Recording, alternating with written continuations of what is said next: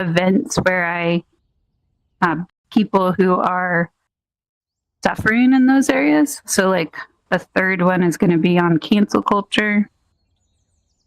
And oh my goodness, that just reminded me of something, but go on. So these are just these round tables basically that are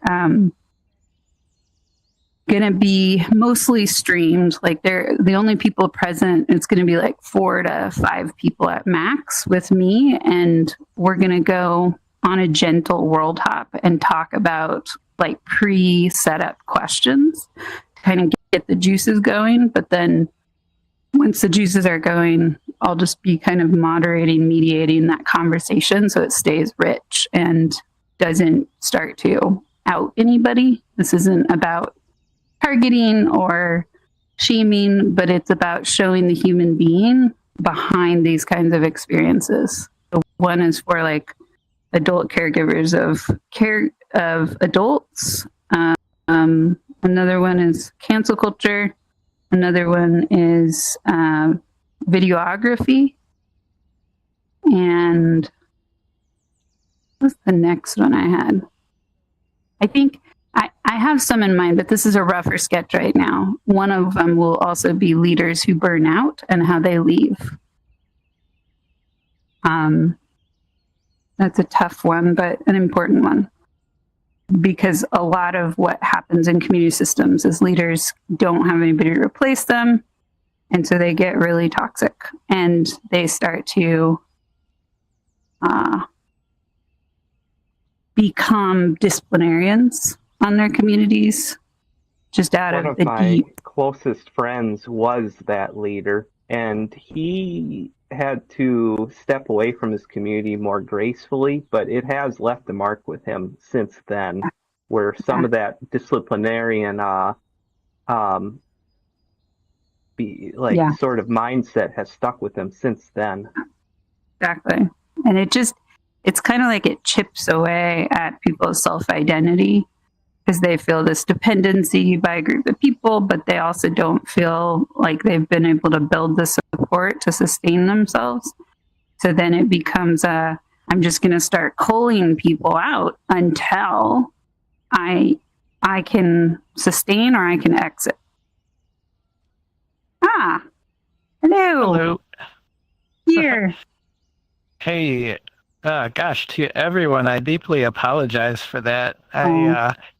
To start the stream, I found out I had to log into an account, which needed me to get a passcode that was buried under another account, which needed a multi-factor confirmation from another account that I needed to reset a password for. So I just went off into authentication land. Yeah, I've been there. I hope you were kind to yourself on that journey because it can feel panicky. So I was, yeah. Oh, good. Okay. If you need to take a moment to reset, no worries. Yeah, I didn't mean to kind of jump in verbally there. I'm actually kind of excited because I didn't allow it to be stressful.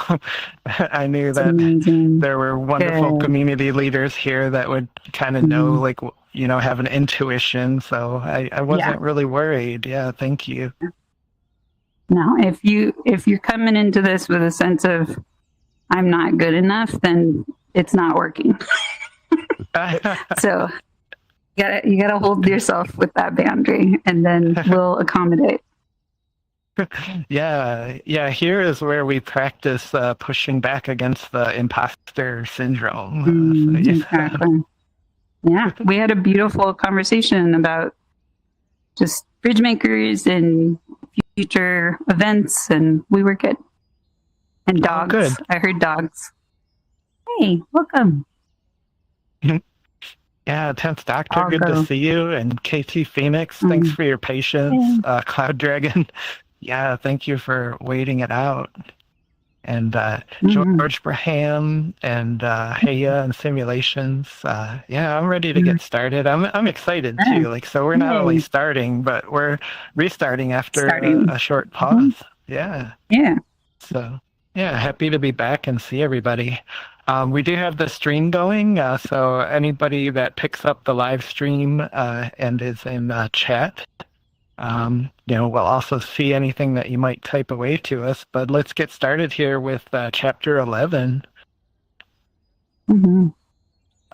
First and foremost, I'd just like to extend a big thank you to the community for not only helping build a place to do this, but it's also a personal kind of bucket list item for myself to talk about this book and how much it's meant to me and share that and hear that there's insights that are helpful to others as well. So, just really enjoy the heck out of VR, and in some ways this is just an excuse to create like a VR hangout too. So just all of that like mixed into this meaningfulness soup is the reason for this, and thanks for being a part of it.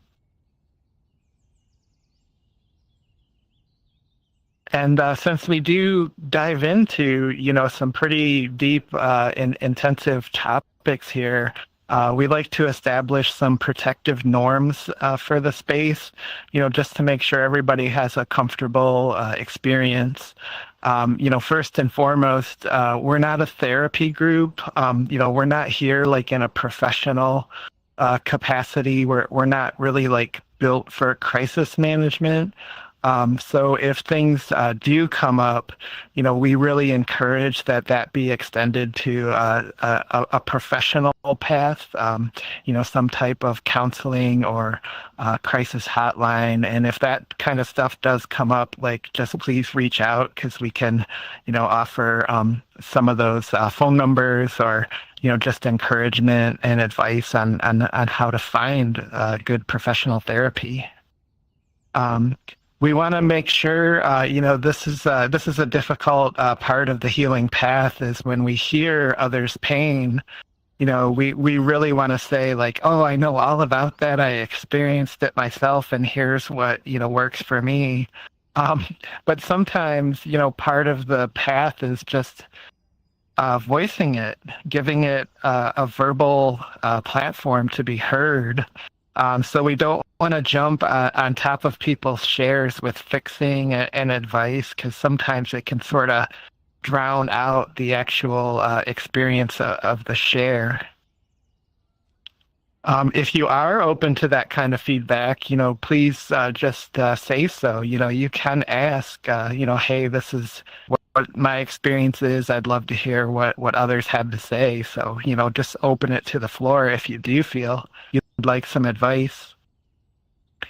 General I and you statement hygiene, sometimes if we kind of say, you said, or use that you statement at the beginning of a response, it can sort of feel judgmental or adversary. So we try to use, soft language in here to make sure we foster a comfortable discussion. But that's not saying that we can't have difficult discussions. This is a brave space.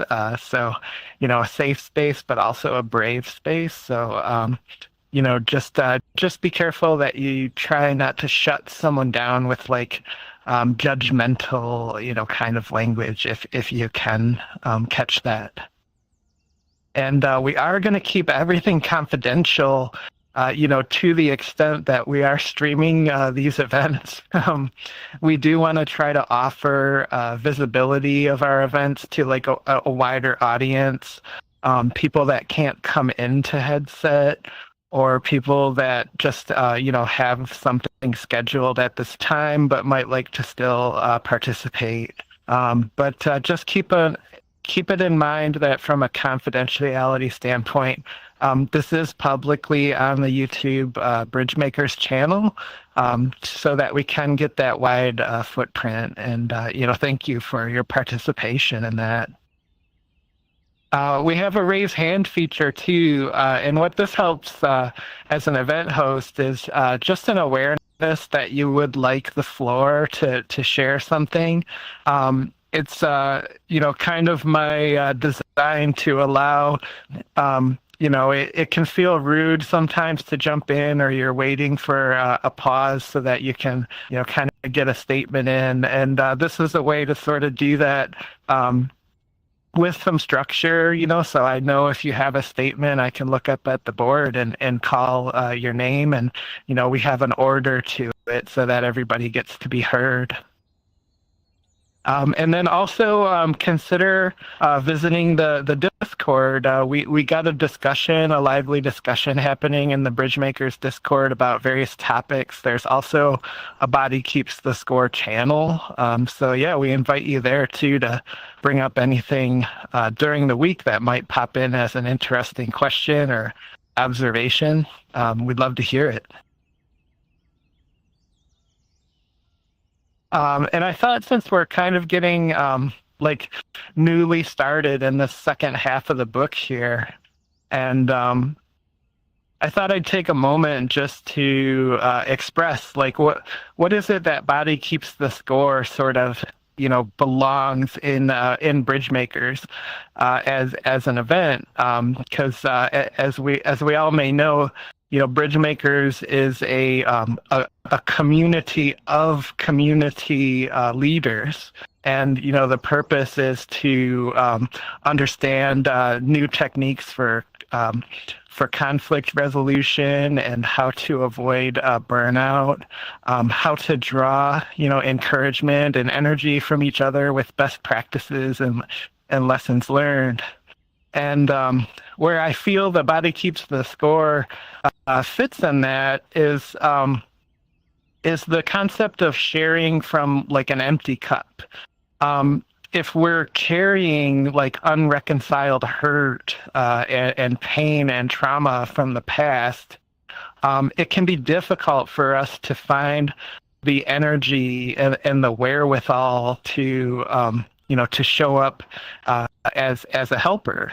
And two of my favorite all-time helpers there, Mr. Rogers and also LeVar Burton, I think are great examples of people that, always had the energy to help. And I think what gives them that energy is mastery over their nervous system.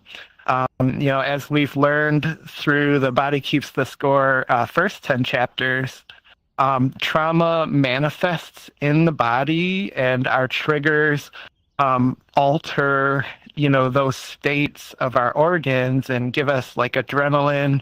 These kind of survival instincts kick in, and when you're in that triggered state, that's not a state you want to be in, connecting to others and helping solve problems. So by understanding trauma and learning to better process it, it's my personal belief that it opens doors, it builds bridges, because your mastery of your nervous system is able to be felt, by others, if you can be calm during crisis and conflict. And, we have a couple of great examples on the board here. Of course, the episode Darmok and Jalad at Tanagra from the Star Trek Next Generation, for those of you that might be fans. The Black Klansman, that is a movie that I really would like to get back to. I have that on my list. I haven't seen it yet. But a Black person who went into the Ku Klux Klan community and tried to build a bridge. Amazing. And Jane Goodall, of course, building a cross-species bridge, not just a community, but a whole nother species. So this is where I think the Body Keeps the Score kind of fits, the goals here. And I'm so glad to have so many of you to kind of be on this journey together. And what I'd like to do is just a kind of a small review of where we are in the book as we restart here. And I kind of think the general theme of the book from Dr. van der Kolk is that this kind of question that if developmental trauma is so common, is an ailment that so many people have encountered. Like, how did it become so hidden? Like, why? As he does these studies and he takes these statistics, we're finding out that there's like millions and millions of people that are experiencing these kind of traumatic fight or flight responses to everyday life. But if that's true, like, how is it just so like in the background and undiagnosed and untreated? And in the very first parts of the books, we kind of defined trauma, like, what is trauma, the history of how the definition has evolved over time. Acute versus sustained experiences. This is always an important one for me. Like, did you survive like a fire in a building, or did you have like just a really neglectful family that like you sort of dealt with like your whole childhood? Those are kind of two different ways to experience trauma with like different kind of paths through it. And then part two, which was the one that really just took my mind and just expanded it tenfold of like what trauma really is the biology of it. I spent so much of my life just thinking like, I've had, college education, like I know how to research, I know how to sort of problem solve academically. Like, why can't I just stop my brain from doing this thing all the time, like this pattern? And what I came to realize through reading this book is that there's a body component to it. And that's part of what trauma does, is it disconnects your cognitive problem-solving side of your thought process with what your body is saying, because you have to sort of stop your body's alert system from taking over all the time just to function in everyday life and make ends meet. And what I learned is that at some point in my life, those two parts of the human experience kind of divided for me, and I had to practice on how to kind of push them back together. But through MRI machines and research, Dr. Vanderkolk did this amazing work to show that when we're in a traumatic experience, there's this whole change in our limbic system. Our amygdala activates the fight or flight freeze response, our survival response. Do we run? Do we put up a fight? Do we just shut down? Or, we talked about fawning a lot too. Do we kind of shower people with compliments as like a social lubricant to make a situation less dangerous? And then traumatic experience, like there's actually less activity in the frontal cortex. So like our reasoning center, our problem solving center, kind of shuts down a bit and lets the amygdala drive, which is your, do I run or do I fight? The visual center activates like crazy because it's bringing in these old memory images of the thing that the situation reminded us of. It also compromises communications. This is one of the most insidious parts of trauma, is that when you're triggered, there's this portion of the brain called the Broca's area that's responsible for us putting, our verbal, vocabulary together.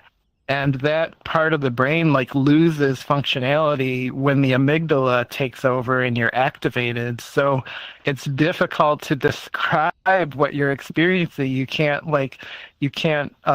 describe your experience to another person and sort of process it, because you're stuck in this state where it's difficult to really even put words together. Secure, insecure, and disorganized attachment. We learned how upbringing changes the way that we relate or kind of bakes in our relational style. You can be securely attached or insecurely attached in different ways. A really fascinating chapter for how to kind of think about our relationships with family and loved ones. And then finally, dissociation, where in order to survive, you have to completely disconnect from reality. We saw these drawings of victims of heinous, violent crimes that would draw themselves in this kind of out-of-body, ephemeral experience, like looking back on what was happening to their physical body, and not really remembering in some cases that was them, that they completely just dissociated from reality and made a new reality to survive that experience. And how important it is to try to reconnect to reconnect those systems, right? Like after you've lived more life and found the safe places and the safe relationships, like how do you reconnect that after it's been dissociated?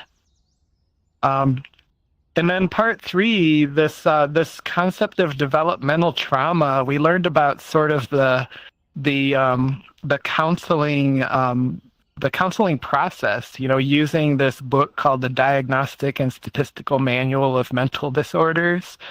How important that is to counseling, because by practice they have to diagnose you with like a thing from that book, like depression or ADHD or bipolar, but there's no sort of blanket family life, like familial developmental trauma category, which would sort of have different aspects of treatment and diagnosis. And it's kind of one of Dr. van der Kolk's mission to get this developmental trauma added to the DSM, so you don't have to have this sort of siloed mental disorder that comes straight out of the book, but rather let's address the experience, your developmental experience, and how that experience wired your nervous system to react to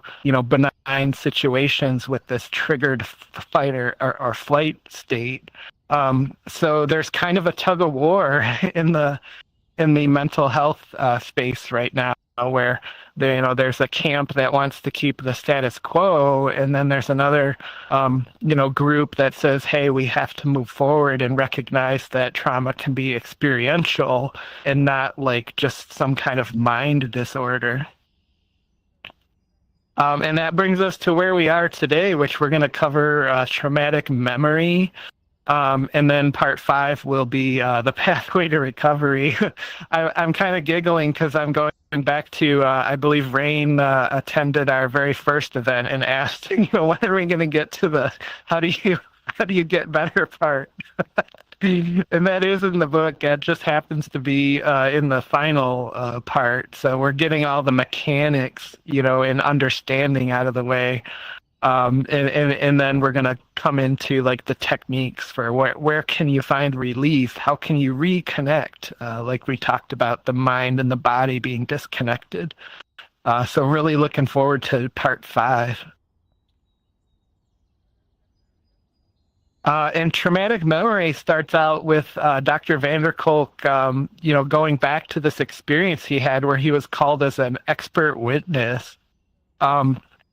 This was one of those really high profile, made the news situations where you had, a pillar of the community kind of a person that was unfortunately abusing minors on a very large scale. Like multiple people were coming forward with complaints.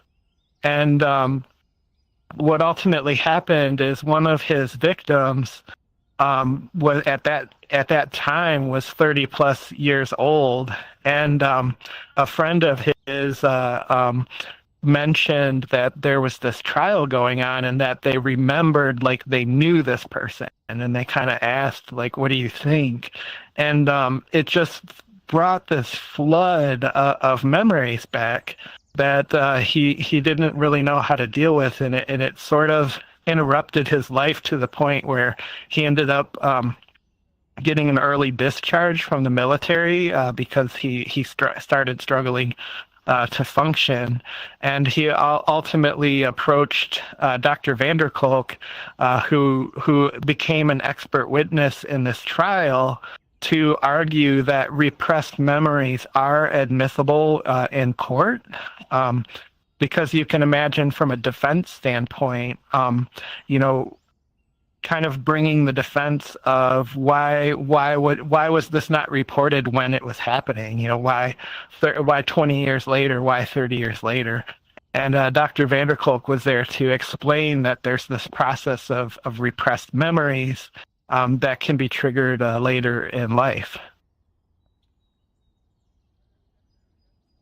And here's kind of a portrait of Julian, whose name isn't really Julian, like to protect, the identity.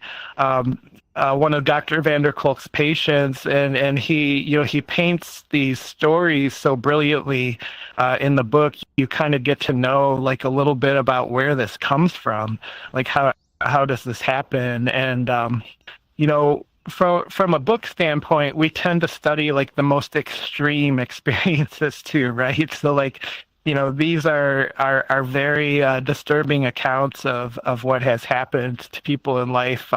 Violence, sexual violence, horrible accidents, war, combat. And those are great places from an academic standpoint to study. But what I also want to bring to the discussion is that you don't have to go to combat to experience trauma. Like you can have a neglectful family. You can grow up not really feeling like you had somebody to take problems to, like you didn't have a primary caretaker. And that is also trauma. That is something that can affect your relationships, later in life. So if you've ever, heard about trauma or read an article or were talking to a friend, and sometimes you can sort of weigh your experience and be like, well, I've never been shot at, so I don't think I really have trauma. But you can develop it cumulatively, over years, bullying in school, if you grew up in a community where you were an outsider because of, gender or lifestyle or race, that can be a trauma. So those kinds of experiences, all it takes is to kind of be, othered or feel isolated, like you can't go anywhere to be safe. And that's what bakes that traumatic experience into our bodies, and it changes our biologies, where we get, triggered by those kind of normally benign circumstances. But here's one of the extreme ones with Julian. So he was, 30 plus with a very highly decorated career in the military, the second oldest of 5 children. And here's where the parents come in, right? It's very important how our parents supported and raised us. He had an emotionally labile mother. I'm not sure if I pronounced that right. That's a new word to me, is labile. It means kind of emotionally unstable. It was correct? Yeah. Yeah, I learned a new word there. Like emotionally flippable. They're just incredibly emotive. Yeah, I'm picturing the kind of person whose state of being can shift on a dime. Explosive. Laughing and then crying and then getting really irritated and just cycling through that. Yeah, and as a child, how unsafe that would feel to be around. But we always remember there's 2 parents, right? So if one parent was a primary caretaker and supportive, we know from Dr. Vanderkolk's studies, you can come through that, relatively well. But here's where, society fails Julian. His father left when he was 6 years old with a very unstable caretaker. And, this is how it happens, right? So, now that he no longer really has a caretaker in his life, he becomes vulnerable to predators, and one found him. So by the age of 6, he was starting to experience, the darker sides of life, and that's really unfair to a 6-year-old. So as a result, he kind of became very athletic, and also popular, like a handsome guy, kind of life of the party, and also started using steroids to bulk up. I find that this can be a common, obviously not everybody that's muscular, but I do find that, bodybuilding can be like a coping mechanism to feel safe. No one's ever going to hurt me again now that I'm the Incredible Hulk. Or maybe somebody in their life was hurt and they want to make sure that they're always able to help with their strength. And, marijuana use, just kind of self-medicating, even experienced homelessness. So to avoid the situation at home with living with an unstable caretaker, chose homelessness as a way out. And and then this news, that was brought back to him from a friend, just suddenly triggered. So all of these memories that he had going back to 6 years old had been repressed. And through this news report, everything kind of flooded back, and he became too dysfunctional to even work, to even hold his enlistment together. And Dr. van der Kolk describes the experiences as very fragmented. Traumatic memories are not usually linear or even coherent. Julian in the book describes like a silhouette in a doorway, blue corduroy pants, like these images sort of just coming as almost like a slideshow without any context. And he also mentions this study from back just before World War II. Harvard did a study on memory. It was in 1939 when it started, and nobody really saw World War II coming. So what happened is they actually got this wide study of people that experienced World War II. And what they found is that over time, when people came back from World War II, they would describe their memories, they would get documented in the study, and then when they came back like 20, 25, 40 years later, what would happen is the people that didn't get PTSD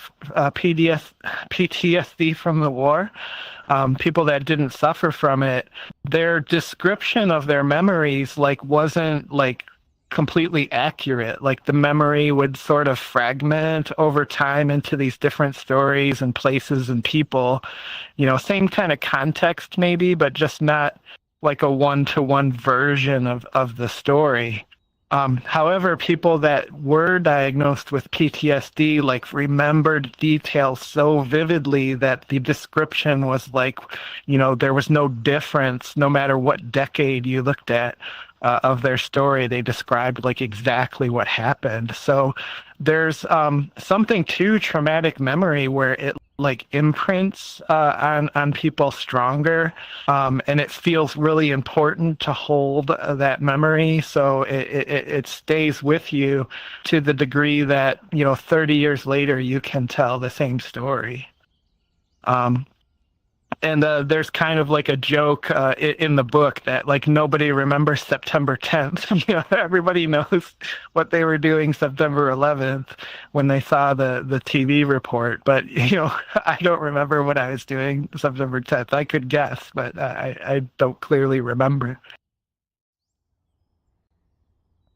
So it's currently believed that there's a really big connection between adrenaline and how our memories form. So we kind of have these 3 states where we're kind of socially engaged, this green light, comforted, safe, warm sort of feeling. And then we have like arousal states where, we're not like in danger for our life, but something in our environment is stimulating, something is getting our heart pumping. And then we have something is like literally about to kill us moments, these moments of severe trauma. And what the studies are showing is that like our person here relaxing in our Calgon bath. Like, is that still a commercial? Calgon, take me away. Like, am I showing my age? Like, that's like burned into my mind. These commercials. Mm-hmm. If you're having a stressful day, just take a bubble bath, which I think is actually really good advice. But you're probably not going to remember it because that comfort zone of just like being present and safe, like it's not something that our memory like stores. So we experienced it, but we're not going to recall it, 2, 3, 4 weeks later. However, if we ride a roller coaster or we go skiing, we have like a first kiss or we win something, like that sort of excitement and stimulation of the adrenaline that comes with that, like aids our ability to sort of process that memory and store it for recollection. But when that danger gets to the point that it's life-threatening, that's where the body gets overwhelmed, and the process that our mind goes through to like store a memory gets interrupted by all the chemicals and the organs like being out of sync. So it's believed that this overwhelmed state of being just in too much danger, like you really think your life could end. Your body's too disorganized to store the memory, so it becomes this like fragmented slideshow. And there's this really kind of interesting sort of out of nowhere feminism that gets mentioned out of studying traumatic memory that came out of Pierre Genet, and I have the other person here too, Jean-Martin Chirat. So these two gentlemen come from a period of time in France where the monarchy was getting challenged by people that wanted to be like a republic, like more of like a democratic kind of society. And where this kind of comes about is Jean and Pierre, they were studying this horse and buggy accident where a person was almost run over by a buggy and they lost consciousness. And before they lost consciousness, the buggy was like coming straight at them like it was going to run them over. Well, when this person came to in the hospital, they had no physical injury, but they couldn't move their legs. So like this memory of, I know I'm about to be run over, like translated into a physical response of not being able to move their legs. And this study fascinated Dr. van der Kolk, hundreds of years later here, where, he's going back to these medical studies and learning these things. And it really fascinated him. How could just a memory like affect somebody physically? So what happened with John and Pierre is they started using this study to attack this idea of hysteria. And back in the 1800s, it was really common for hysteria to be labeled, to women and accusing them of like witchcraft and, demonic possession. Because they would have these behaviors, like maybe suddenly going blind or being like unconsolable, fearing for their life. And it was, put in these kind of like superstitious diagnosis.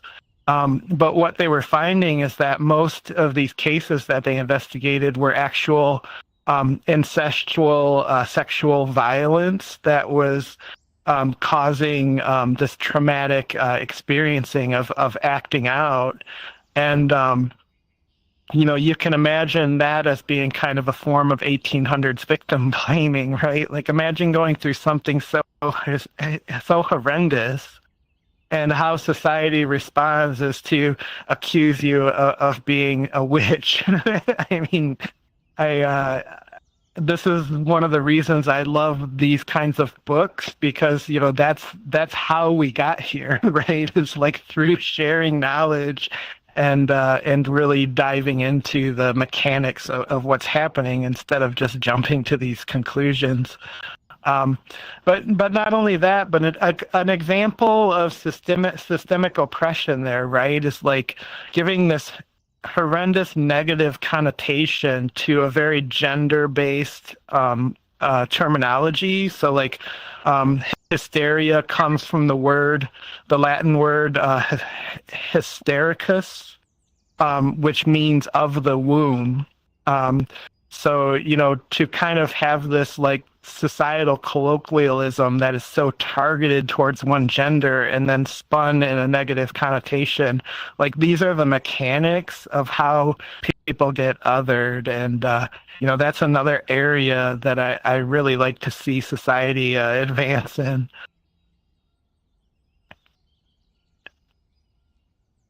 So Pierre also wrote another study, which was about Irene, who cared for their terminally ill mother.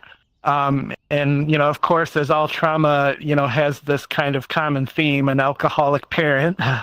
And Irene developed amnesia after their mother's death. Like the aunt arranged the funeral and brought Irene to the funeral, and Irene's reaction was to laugh because like what was happening, like this funeral, like my mother's not dead. I would remember that. And another behavior was that anytime she was near a bed, she would almost go into this trance and start like caretaking for an invisible person, like somebody that wasn't there, propping their head on a pillow or moving their blanket up. So that was another aspect of traumatic memory that Dr. van der Kolk keyed in on, is this behavior of sort of reenacting the traumatic event. And what kind of things can trigger traumatic memory? Like with Julian, it was intimacy. We also remember a young lady, I think her name was Maria, in one of the previous chapters, that also was triggered by intimacy because of that sexual violence and being intimate, like being so intertwined. It was a trigger for Julian, and with Irene, it was an empty bed. Anytime that she was near that bed, it sort of brought out this like caretaking, this urge to caretake, even though there was nobody there. Smells, sounds, colors, these are all like intense, stimulatory kind of sensory input that can trigger a memory. And like we were saying earlier in the presentation, traumatic memory doesn't really have strong context. So when that memory gets triggered, it really manifests more as a feeling of unease or danger without really a narrative context. And speaking of sounds, this is something I just like to say often is, why do we celebrate veterans holidays with setting off bombs in the air? Like, maybe we could just put up signs or wave flags, but I can't imagine that a fireworks show doesn't remind people of being in combat situations. So I still really wonder how that continues. It's kind of like daylight savings time. Like, if I could ever be president, I'd try to fix a few things there. If you're interested in a fictional version of traumatic memory, which I found to be really, really good, the first season of The Sinner follows a nice dramatic thriller kind of mystery of how you sort of unwind these fragmented memories into an actual court case. So, much like we saw with Julian in the beginning, this is kind of a nice fictional take on what I thought was very realistic interpretation of that kind of situation. And why is it so challenging to reintegrate traumatic memory? And this goes back to some of our brain scans here is, the limbic system, which has the amygdala, the Broca's area, these parts of our brain that are connected to the limbic system and the hippocampus. They sort of collaborate and give us the ability to recall things. Also, sleep is like a really important part to organizing memory and storing it long term. But what happens is, because trauma changes like how your brain functions, when that trauma is remembered and when it comes back to mind and it puts us in this trigger state, remember, we lose a lot of our normal everyday function, and now it's like a survival mode. So it never really gets to process normally to the hippocampus. If you remember, like back when you're in the situation of trauma, you're triggered, your reasoning center is shutting down, you're seeing the world in a compromised state, and then you're taking those compromised experiences and you're not fully putting them through the process of remembering them, because like everything is kind of out of sync, and you have all of this adrenaline in your body, and your frontal cortex is shut down to some extent. So that's how these memories get fragmented, and then anytime you might recall them, it's another trigger. So you never fully and properly process the memory, that we're accustomed to. So that's how we get these kind of flashy images that don't have like a narrative. And another aspect that the chapter didn't mention is the feelings of shame and the fears of abandonment too. It's hard to share these kind of things that happen. To have had an experience like Julian's, that's a very scary thing to share with somebody. And I got a picture of my late chinchilla there, because chinchillas have a instinct to hide injury. And also chickens, I believe too, if they're seriously injured, they'll attempt to kind of just walk it off and make it look like nothing happened.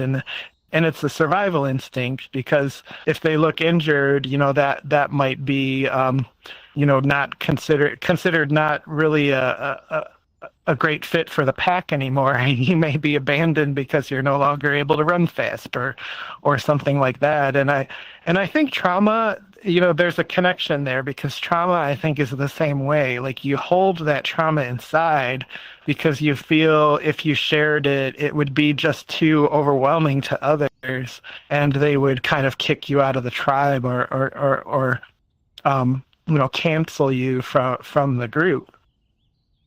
And welcome, Smoke Hashra. I appreciate you stopping in. Welcome.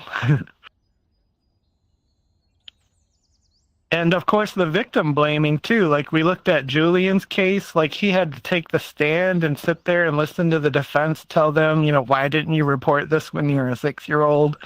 And go through all of that. And that's a whole nother aspect of it, is keeping it inside. So not only do we biologically struggle to process a traumatic memory, but from a societal standpoint too, we don't have the encouragement to get it out. And I've learned everything I know about traumatic memory from the chapter in the book here, and of course fictional works like The Sinner, that season 1 Sinner. I don't really personally have experience with memory repression. although how could I technically know, right? That's the conundrum. But I don't feel like I am struggling with a repressed memory. Like I've never experienced those kinds of flashes that they talk about in the book. So this is a chapter where I really can't speak from like personal experience, really just the academic description of it.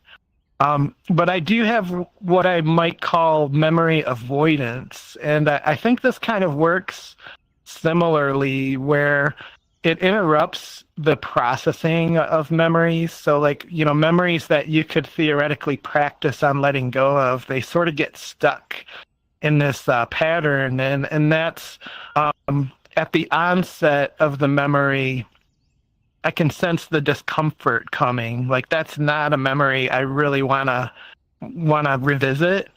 And I sort of have this like mental jujitsu of like pinning it down and like pushing it somewhere. So like before it's really got a foothold in my consciousness, like it's been sort of flipped the channel, right? Like I changed the channel. And it's a coping mechanism. I don't consider it, long-term, healthy, because I think there's some memories, I just am avoiding processing. But I mentioned that Cloudy with a Chance of Meatballs movie with the police officer that like he's having an emotional moment, but he doesn't want to display it, so he like shoves his tear like back.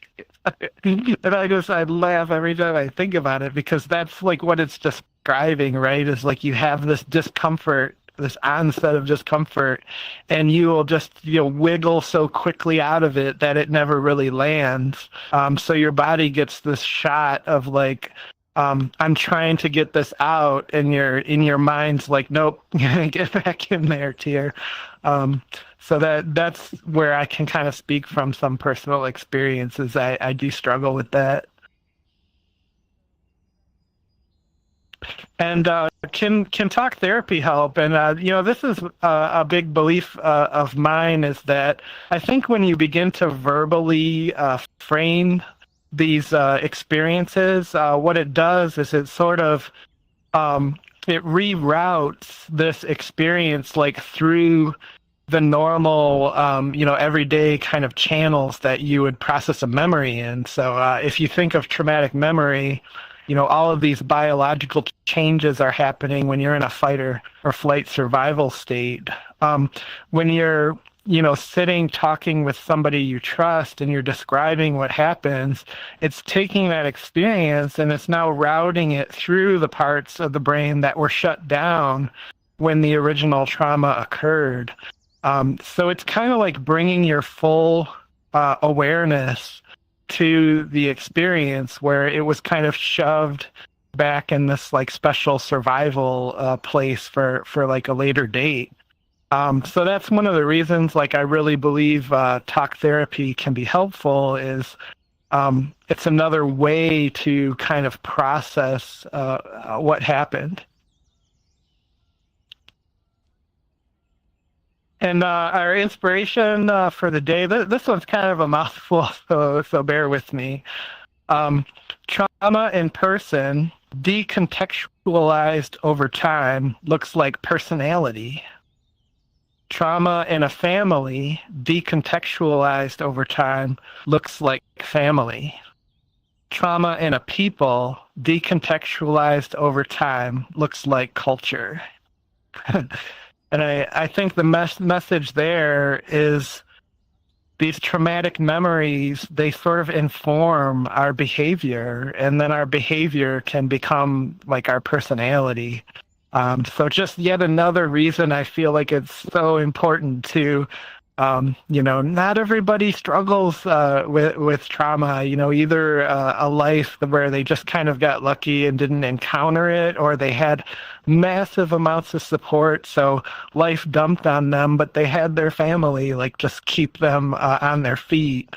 But if you ever fell at any point in your life and kind of got stuck with the memories and the biological changes of that, it's just so worth opening that up and sort of reconnecting everything to kind of get get back on your feet.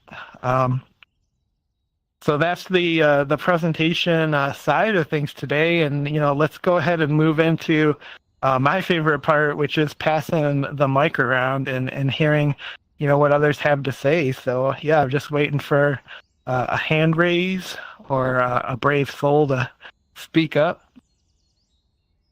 Floor is open.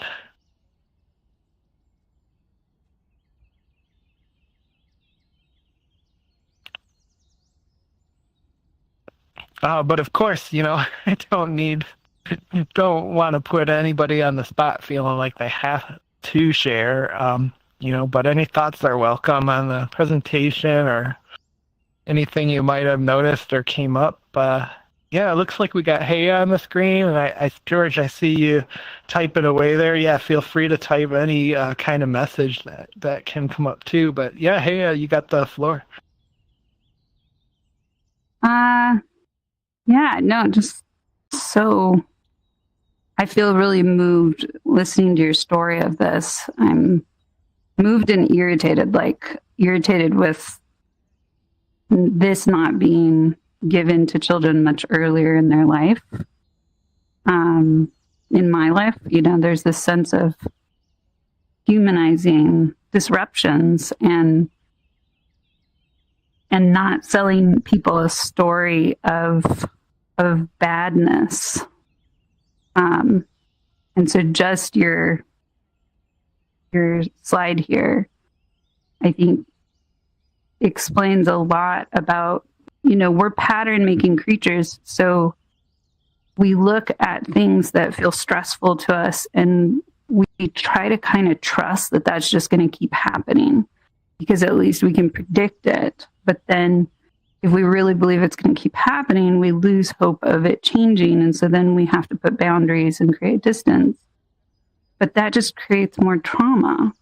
And so it isn't that boundaries are bad, but it's how we set those boundaries and how we frame why we had to set those boundaries that makes such a huge difference in how we close connections or pause them and catch the ruptures in our relationships way before they turn so unsafe.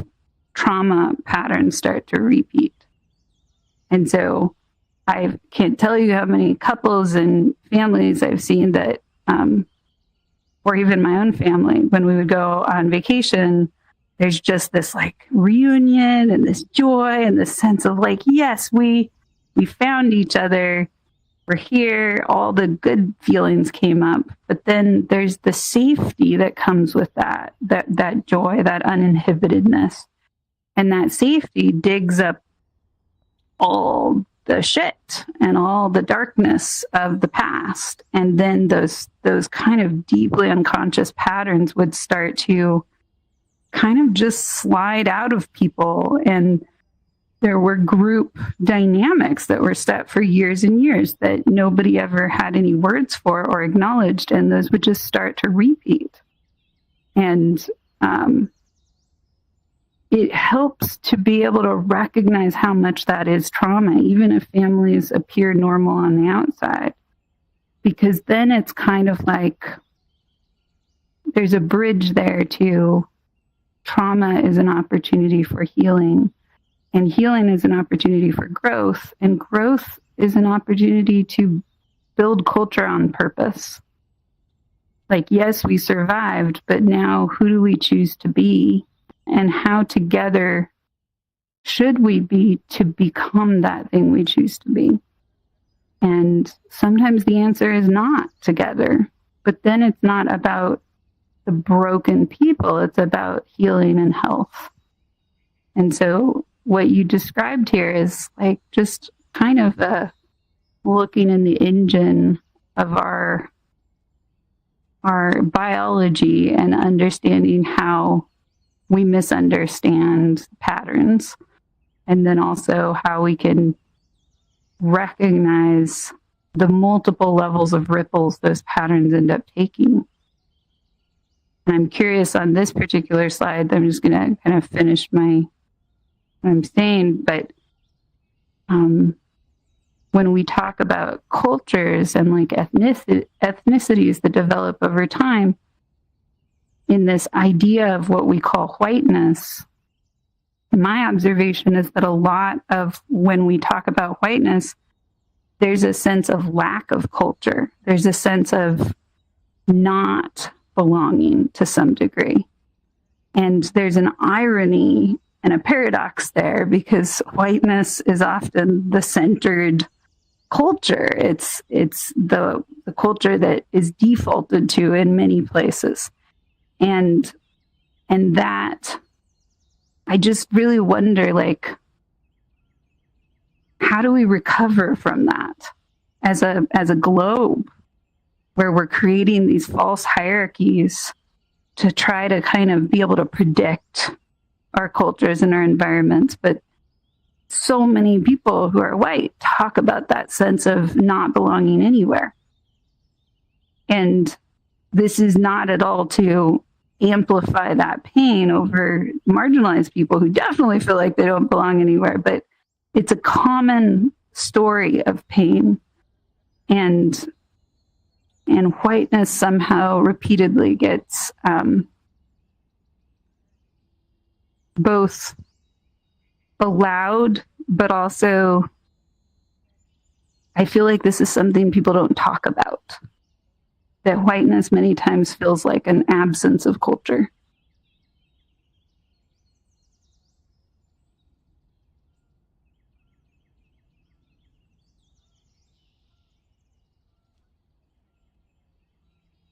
Yeah, absolutely. I can identify with that because especially being an American and like, having this kind of melting pot of multiple nationalities, kind of being like 3 generations, removed. Like, my parents, my great grand parents were like Irish immigrants. Came here with nothing, like had enough money or something to trade to buy a boat ticket. That's how they came over here. So I from a like an economic or a caste standpoint, I'm from nothing. I've come from nothing. I'm I could be described as white trash. Like that's my upbringing and my background. But because I'm white, like I'm in this club, right? This like, kind of like you'd say USA, it's like our culture is Caucasian. Like we're just, our culture is just being white. And, how many times in my life did like a door open or I might not have behaved as a good citizen, but my behavior was just like dismissed because there's this kind of structure of not being able to challenge it. And I'm ready to shed that. I kind of grew up without really totally understanding the mechanics of it, and I was fully indoctrinated in my youth because I grew up in a city that got in trouble for pulling over black drivers just because of the color of their skin. Like I am from that demographic. And I went to college. I've worked in very diverse offices. I've had the luxury of traveling, and I've just learned like how completely toxic and unproductive and harmful it is to the world, as a whole. And I don't know the answers for it, but I do really feel like one is for us to stop working so much. Like why do we have to work like 40 to 60 to 80 hours a day to make ends meet? Because you never have a chance to stop and look around and see things for what they are and come up with these systemic changes. So like that's one thing on the wish list for me is like, why do we have to spend like 75% of our life like chained to a desk or a machine or a route just to be able to make ends meet. I really feel like we have to kind of break out of that cycle. Yeah. And, yeah. Oh, I was just go ahead. thank you for your vulnerability there. This is such a hard thing to talk about without centering whiteness. And it feels like trauma can be a bridge for. There's an author, Adrienne Maree Brown. I was exposed to her first by a book called We Will Not Cancel Us. And she has a whole series of books, and just really what I deeply absorbed from her languaging is she's calling all humanity to move beneath what we call culture or not culture or white supremacy, move beneath that and feel and recognize the culture from the earth. And so she tells a lot of stories about trauma and harm and punitive justice, and then weaves those stories back into how do ecosystems and creatures and ocean currents, how do they respond to these kinds of disruptions? What's the parallels between that? And just like it moved me from a place almost beneath my heart, I guess, as I could say, because it felt like just even in the title of that first book I read, We Will Not Cancel Us, that feels to me like the voice of the earth to some degree, owning us back. And that what would it look like for us to realize that a lot of our trauma is from forgetting the culture of this living organism we are a part of. And by remembering the Earth's culture, potentially our cultures would resonate again and harmonize with each other a bit more.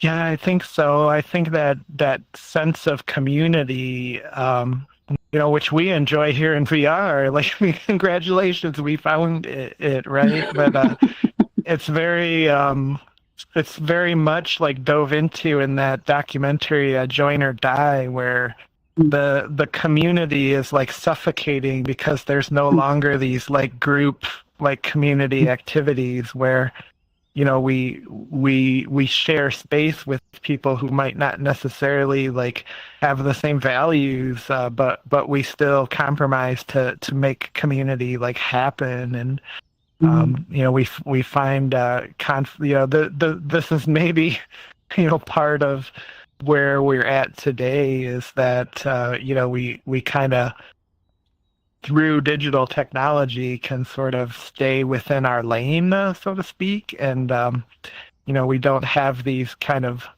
what was Gen X, maybe the last generation that sort of randomly like bumped into their friends, now we sort of find similar interests and group up. So yeah, maybe there's something to that we're kind of losing like our culture a bit by how specialized our groups of similar interests have become. Yeah, when you say that, I remember that the original story in Join or Die was about bowling alleys and how people or towns that had bowling alleys that had, what were they called? Bowling groups. There's a specific bowling leagues, actually had lower crime rates. And so for the first time, as we're talking about this, I'm realizing that like of all the sports, bowling might be considered one of the more grounded ones, that they're often in like basements or like, and there's a lot of wood and the balls are really heavy and you're literally trying to like gracefully drop balls to hit something far, far away. And so you're having to like deal with gravity in a very like intentional way. And I wonder how much that movement is actually slowing us down, kind of find relief in listening to each other and being together. And it kind of makes me take a double take at bowling and going, it doesn't feel the same playing bowling in VR. And I wonder if that's part of it. There's something to that thud that we can feel through our feet, and how that creates a sense of team when you've survived throwing something that could probably break your toes, and maybe had some success at it. Yeah. How do we find more places that ground us instead of separate us? Yeah, no accident, right? That The Big Lebowski was set in a bowling alley with all of those Exactly. people of different walks of life coming together and having an adventure and supporting one another. And George Braham, I saw your note there too about how even when you weren't the one bowling, like you still liked being at the bowling alley, Yeah. like that. Yeah. I think we're That's really discovering something interesting. here. I do too. And Vanderkolk needs go to ahead. write an updated book with Join or Die author on being like, My goodness. Yeah. Connecting I need those to- two. I need to call those people because I'm and just be like, hey, have you ever considered how trauma is affecting this phenomena of an extinction of humanity? And how do we rebrand this not as a like, hey, you should do this because it makes us better people, and really bring out why Join or Die is called Join or Die.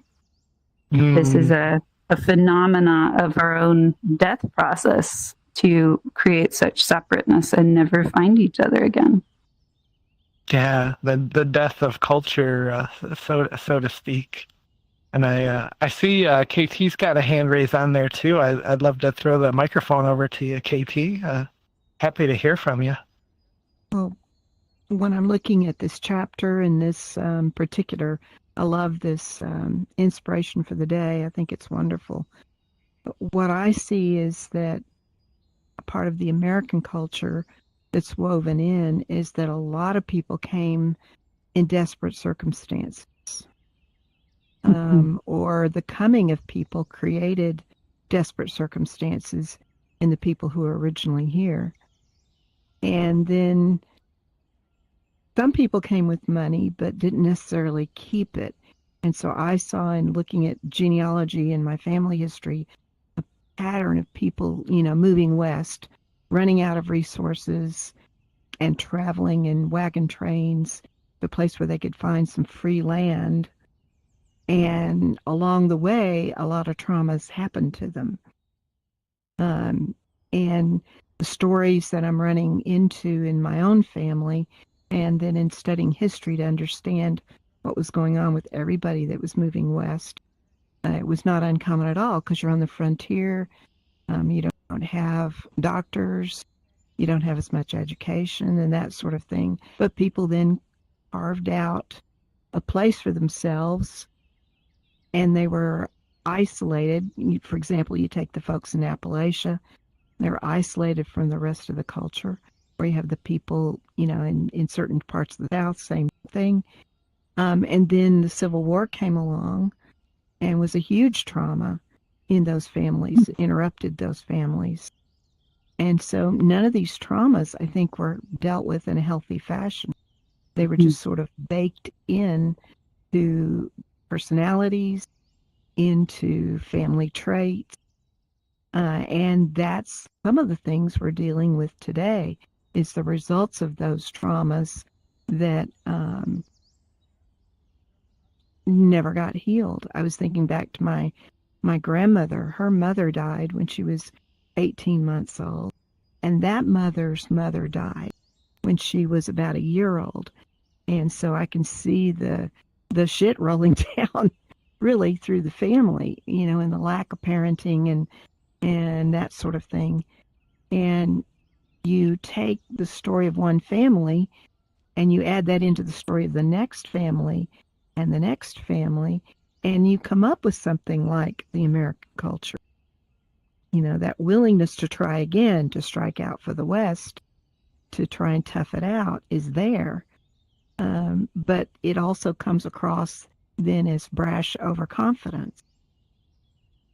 And so the image of the ugly American often, I think, comes out of that trauma of going West. Yeah. And then there are a lot of subgroups, a lot of subcultures that don't mix as well. One of the things I've learned in the last few years that I moved around a lot. I don't have a hometown because my dad was in the military, so I moved around a lot. And I finally came to understand, for me, the military is sort of a heritage, sort of a culture that I grew up in. And it has lots of pluses and minuses, but that affected a lot of my traits, my personality. And all of these groups trying to mix together is difficult because I don't think we know enough about how to do that, about how to deal with each other in kindness and so forth, because of all of these traumas that have come down in history. And I don't think America's alone in that. There were different kinds of trauma in Europe, with a mass underclass and revolutions, and I could list a lot of different things that were the potato famine in Ireland. And, there were a lot of traumas they faced as well. And until we learn how to deal with this trauma, we're going to have a lot of the negative side effects that you see in personalities and in family traits and in culture. And I'll stop there. That's such a foundational and like fundamental observation, because I think where that kind of takes me is I almost think there's kind of an awakening starting, like just an awareness of the impacts and the presence in the process of trauma. And like this sort of separateness that we're feeling, kind of arguing about the way things need to be on the internet with each other. Like, I don't really think it's new. I think this was always happening. It's just it was always happening in smaller scale. Like the world was a bunch of like individual brush fires. And as we got this connected technology and like up to the nanosecond, feedback where I can argue, with somebody in Bangladesh about whether or not like the new Star Trek is trash. We didn't have that in the past. And that I think it's like now where you had the collective familial trauma, like the Hataways and the McCoys, was that the famous like Family Feud? In Appalachia, yeah. Yeah, like it used to be like community or communal or familial or national conflicts, but now it's like conflict like on a world scale. Like all of our collective traumas are just like crashing headlong into each other like a couple of goats on the mountainside. And this is why I really believe in Dr. van der Kolk's work, because, it's going into the science level of, the biology of trauma, which is really only, although there's snippets that Dr. van der Kolk has picked from different historical records, like it's not been consolidated and sort of put forward as such a case where you can take like national and World Health Organization levels of action. So could this gain momentum, and through the individual healing that some people are working on, like kind of through the threads of community, like actually begin the process of this like national world level healing process? Because I 100% agree with you. I think a lot of the things that happen in the world today are a result of, somebody 190 years ago being born without a mother because their mother died in childbirth, and then that cascades and gets handed down through families. So yeah, you really moved me with your observations. I'll step off my soapbox there.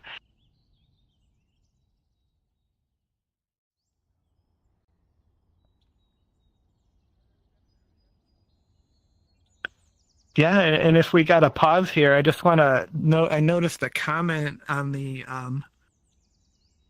simulated being crashed. Oh no. If you're watching the stream, I hope you're able to pick it up.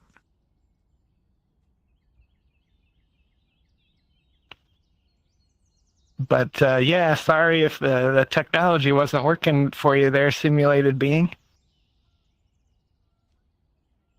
I'll definitely DM the event link to you after. Well, let's see. Do we have any additional shares or commentary? Maybe we're reaching the point where we've kind of discussed Chapter 11 thoroughly, so kind of consider closing out the event there with the going once, going twice. And yeah, we'll be back here again Thursday. No, we do have a hand. Oh, George Braham, yeah. Yeah, I don't know if you got your mic working, but I'd be happy to read the text. Oh, you do got it working. Welcome. Yeah. I tried to gather my thoughts, but I really couldn't with what I learned tonight. Part of me feels a bit strange in a way because the part of the book about but then when you mentioned that you don't seem to experience the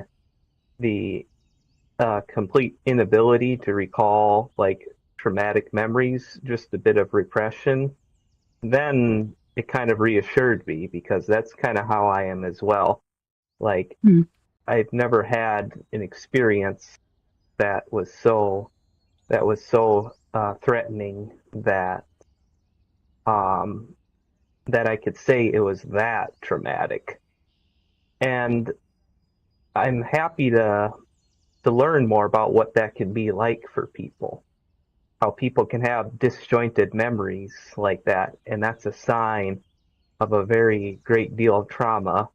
And they might have clues into that and how they can describe it and what those memories are.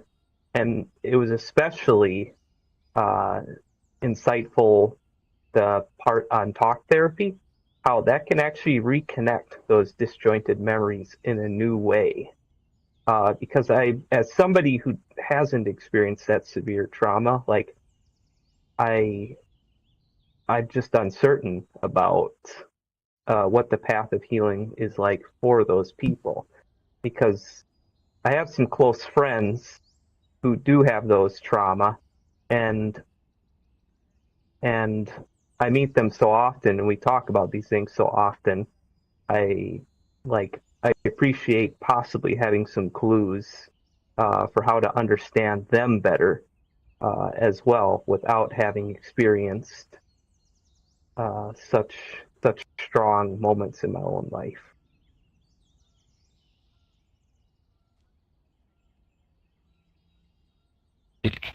Yeah, that's really well said, George Braham, because I think what you shared, will resonate with a lot of people, because growing up in the kind of Star Wars kind of generation, we learn about trauma a lot through like fiction, right? And what happens in fiction is always like the most extreme cases of like life-threatening situations. Like you got to be James Bond to not experience trauma.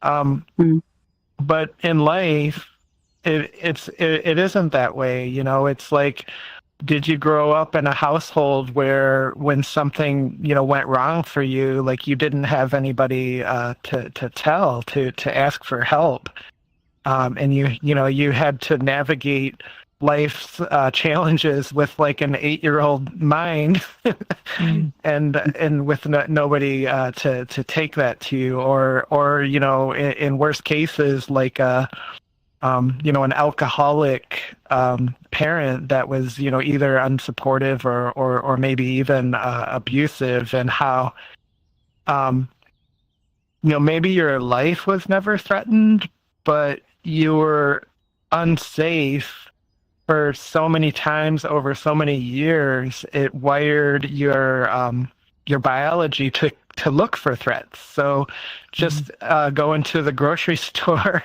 is always you know, something like I really have to practice. Like I have to prepare myself to go to the grocery store, because I have to remind myself to not be worried. Like I'm out in public, you know, nobody behind me is gonna create a situation that I need to be aware of. Like I have to sort of you know, bring that presence of mind. And I was never shot at or sexually assaulted, or I've never been in combat. But I do have to kind of be aware of these, like these processes, because I can get lost in it if I'm not careful. I can get so triggered into this kind of trauma response that like I literally have to go through a process of recovery to get back to like a baseline. So I think you helped really set that stage for others, that it doesn't have to be like you fell off a cliff and your arm got trapped by a boulder. You know, it's not always that extreme. Yeah.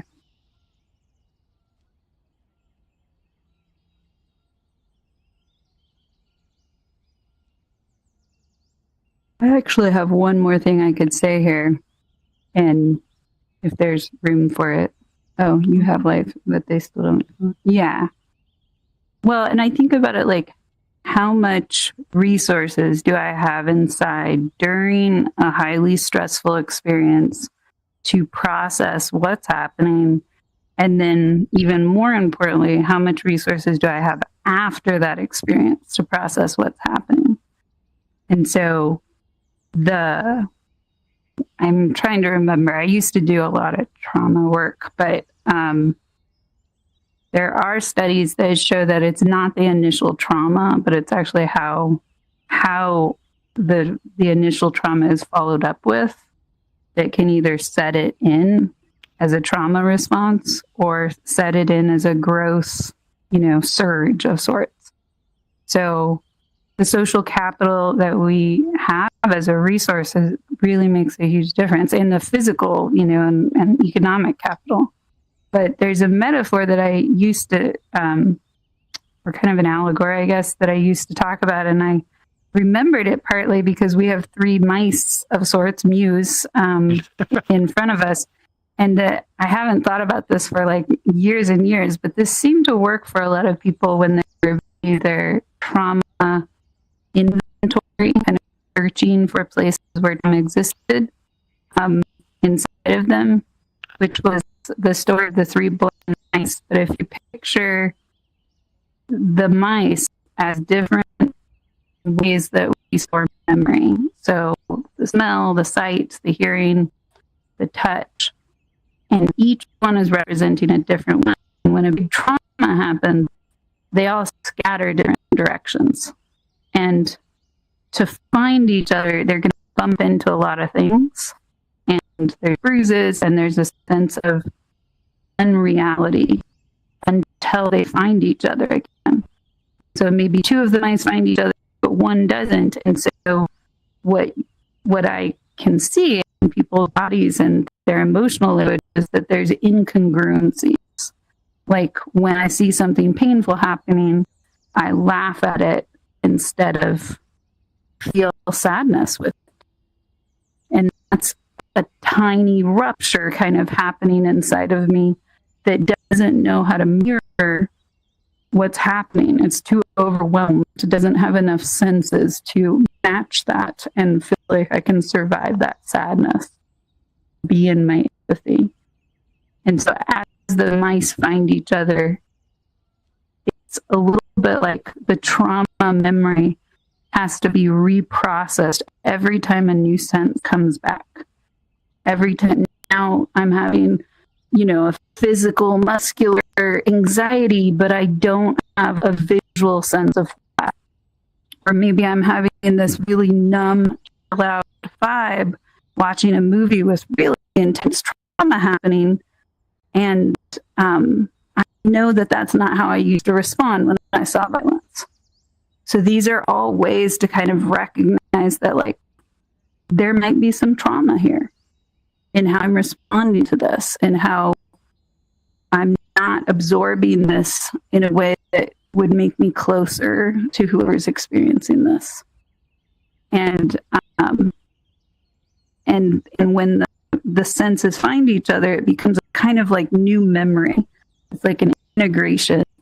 And then it's like now I have to like emotionally process when my visual and my physical senses have found each other. And now auditory comes in and I have to process that again. And so there's cycles of kind of reintegration and grief that can feel very crazy making with trauma, where it's like, I don't know, I shouldn't be feeling this. It wasn't that big of a deal. I was fine afterwards. And people go through this thing all the time. Like, I got my car towed twice a few years ago within like a month. And I was like, this shouldn't be traumatic, but I'm having like panic symptoms right now. And so I think it's that place where our logic can take over and try to minimize the reactions happening in our emotions, in our senses, and they're actually just trying to replug into each other.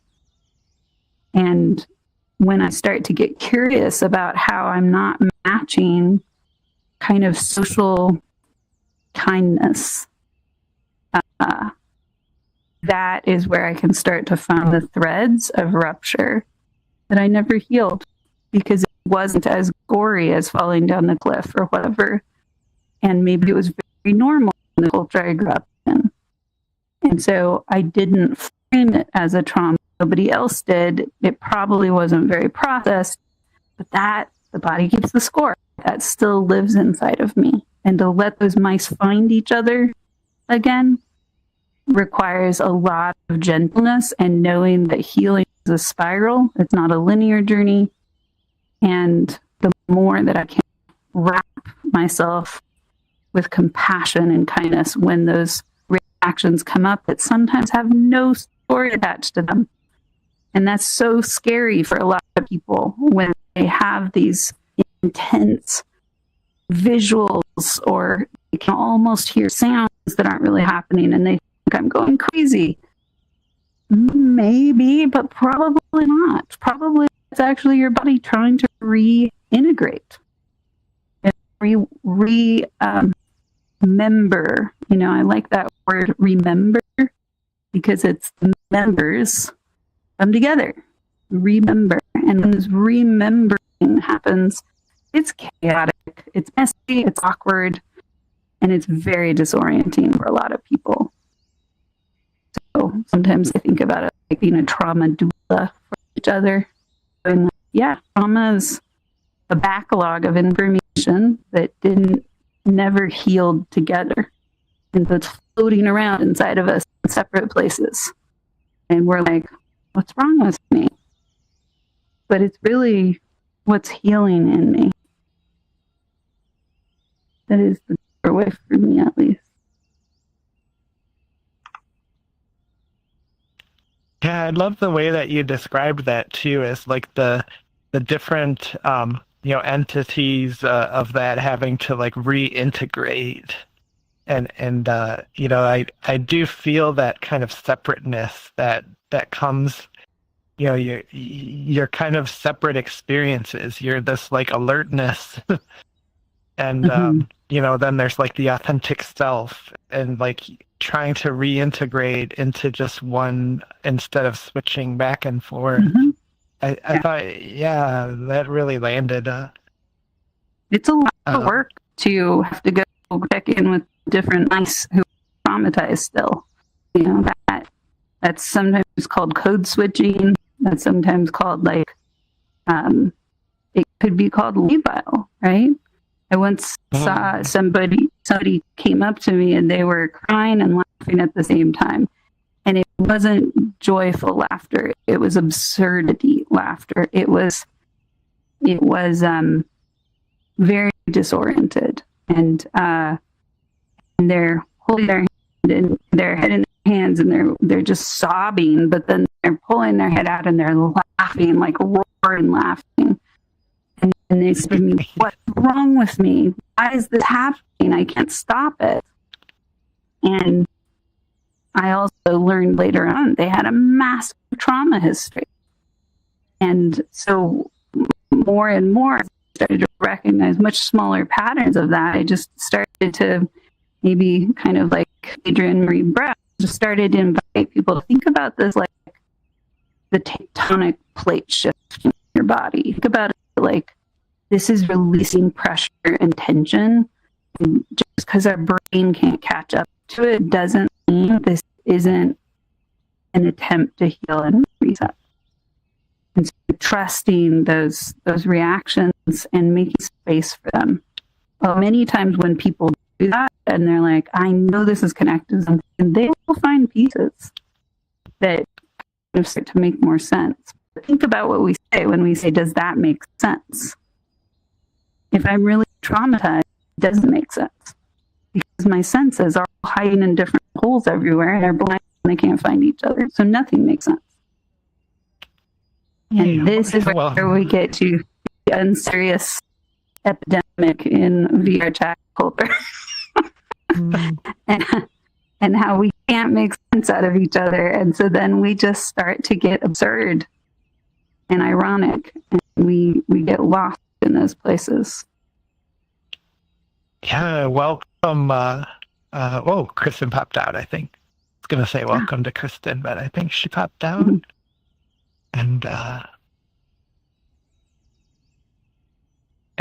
Smoke Hashirel, you're back. Welcome.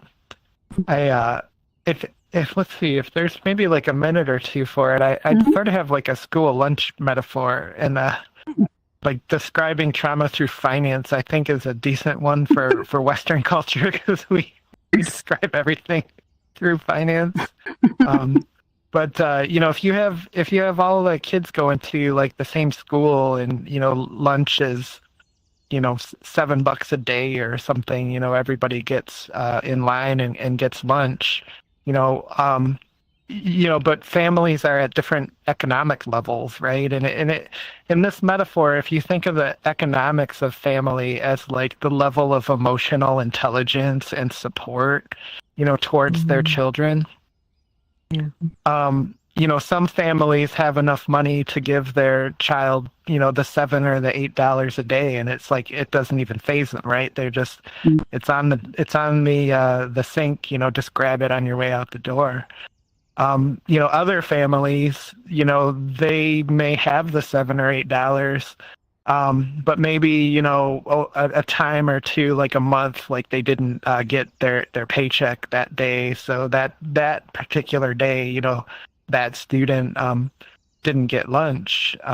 Maybe yet other families, that money is given to the child for their lunch, but it comes with this like reprimand of, you're the reason that we have so much economic stress because you have to have this lunch every day. It's your fault, and then yet other families just simply don't have the money, and that child, goes without lunch day after day after day. But when those children, leave the lunchroom and they go to the next class, you can't look around that class and know, who had lunch and who didn't. It's an invisible wound. And to go through your whole school experience with, whatever kind of, birth lottery you were lucky enough to draw. To me, that's kind of how trauma like has this invisible imbalance, is that some people are born into the world with this like lovely caretaking support that just can get them through any phase of life, no matter what is thrown at them. And others, their parents had their own trauma, and maybe they were too lost in their own experience to really show up and be there for that person. But when you grow up, you don't really learn, who's who and how it works. It's all just kind of guesswork, and sometimes we have, relational things that come up that are so trauma based, but nobody understands, what's going on. So, George Braham, you're ahead of the curve there, just having that introspection. And I think your share really, really brought up a great portion of this event. Yeah, well put. And I think I want to check while you're typing there, George Braham. I'm just going to check simulations, simulated being. This is simulations, by the way. I didn't put the two and two together. So thank you for correcting me. I had a suspicion, but I didn't want to be wrong. So this is, 2025, where you literally can be in more than one place. And Smoke Kashira, I want to get this avatar up on the screen. I know. I'm so excited for you to have the avatar. Full deal. The muse are multiplying in here. Oh my gosh, look. It bursts into stars and changes colors. Wow. I'm getting so distracted by cute little rodents. That's wonderful. My blind mice are excited. Yeah, I don't know why it's not going up on the screen for me. Oh no. Do you see it? I don't want to stress over it, but I didn't think it worked right. Oh well. Yeah. I didn't see what you typed, George. That's interesting. I saw you typing, but I didn't see if you actually I'm gonna do this and see if this works. Yeah, there we go. Oh, close. There's hundreds of mice. News.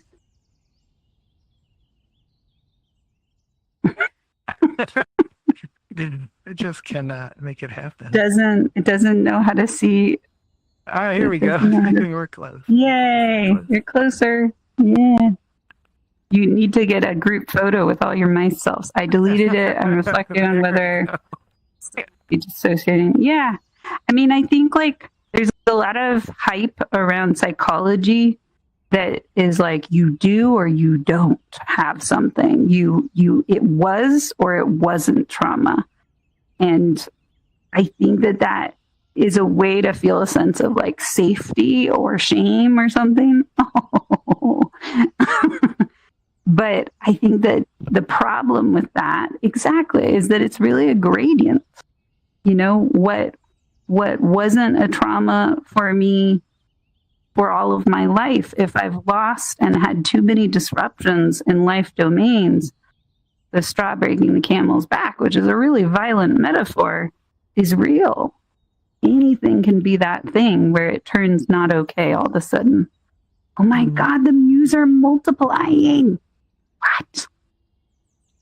Now I feel very human and not cute and cuddly looking. Scott, can you turn yourself green or blue like that? That's crazy. I can. The avatar creator for this added all the bells and whistles, and I did find them and send them a tip. I did my civic duty and tipped the creator. That's so cool. So many muse. Aw. We should get a group photo with all the amusing muses. Oh, great idea. Do you want to guide us through a group photo experience? If we do it with Ricky Ricorda, there's another. Oh yeah, there we go. The amusing muses of Mew. The three blind mice found each other. Oh my god. Oh my god, I'm the only human. Oh, this is wild. Oh, we got KT. Oh wait, no, there's KT. Okay, KT. I'm trying. We're the Mew. You were, I could see if I could Matrons. clone I know. that thing. I was looking also. Scott. I know. Nobody's Oh, clonable. I gotta Oh, I gotta well. turn on Be my thing, anonymous. Yeah. right? I gotta You turn wanna- on my thing somehow. I forgot how to do that. Oh, here it Looking at is. it. Oh, here we go. I Okay, found one. it's on. Ricky it's on Ricardo is on. So, oh my. I've never been a Mew. This is quite comfortable. Okay. Let me grab my camera here. Wow. Did you get it, KT? Oh, we got someone else. Join the Mew. The Mew moment. Lunar ring. You may clone. Hello. We're getting a group photo on a live stream. There's no This is pressure hilarious. to be a Mew. Okay. Yes. I'm sure that's Yes. perfectly Still fine. You can be Cloning. Trying So, to find out point- which one to clone off of. at Ricky Yeah. Ricardo. I'm active here. Ricky Ricardo is clonable. Yeah. This Oh, one. Ricky's clonable. There we go. No. Oh, you can be Oh, yellow. Are enabled. Yeah.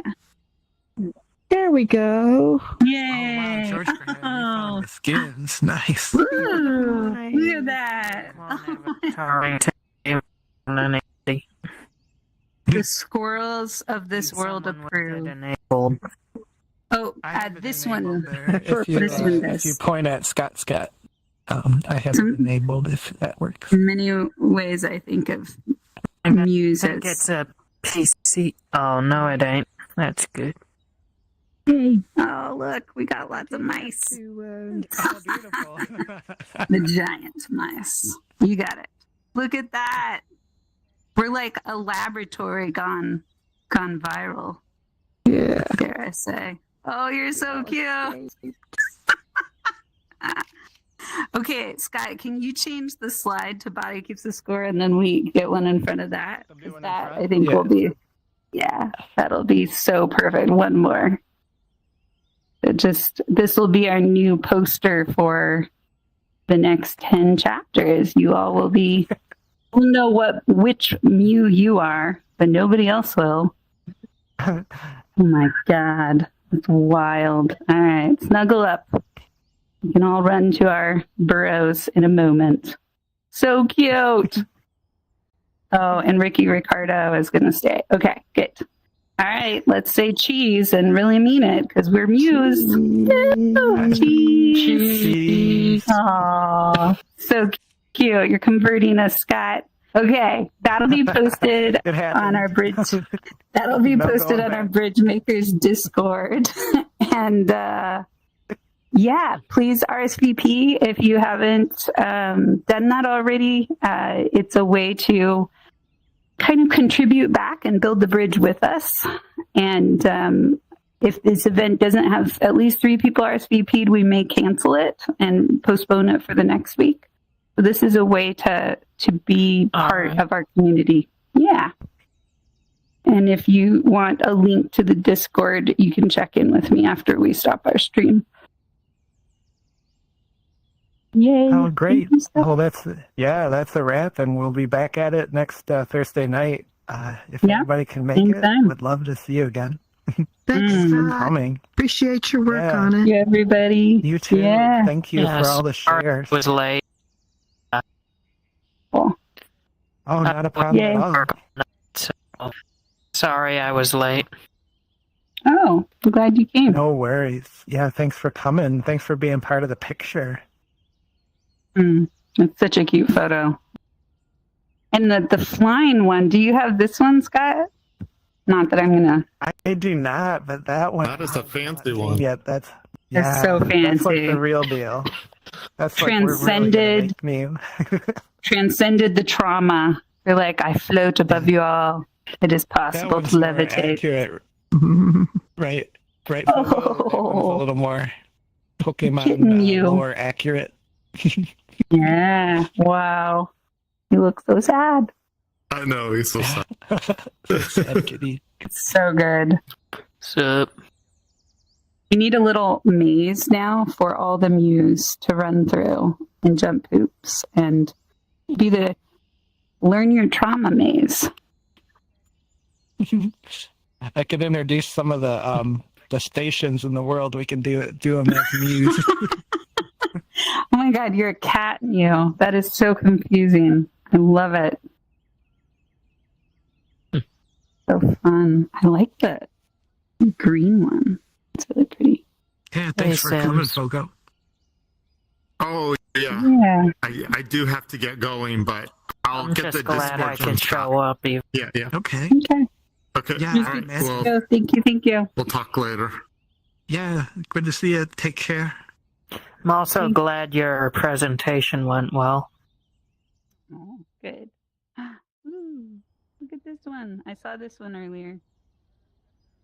So cute. Little baby wings. Oh. Okay, I'm going to take off. You're all adorable. Keep being your mewy selves. Good night. Good night. All right. Good night. Good night, Haya.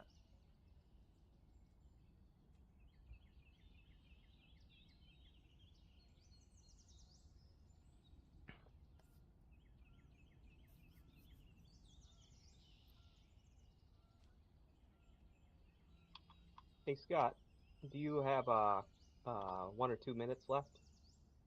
Yeah. Actually, just give me a moment. I want to stop the stream. And Okay. that way, I think I have to just kick Ricky Ricordo here. So thank you, everyone, if you're still watching the stream.